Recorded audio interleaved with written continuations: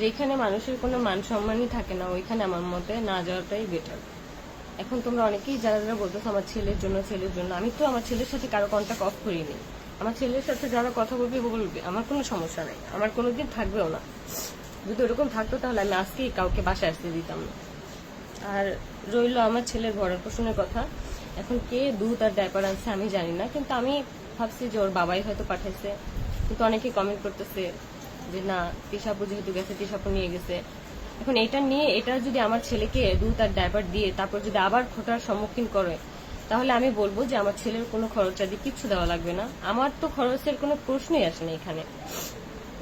যদি আমি রাখতাম তাহলে আজকে ড্রেসটাই রাখতাম, কিন্তু রাখবো না। আর ব্যান্ড আর ওই যে হাতের একটা ব্রেসলাইট, আমি চাই না এগুলো, কেন আমার জন্য নিয়ে আসছে?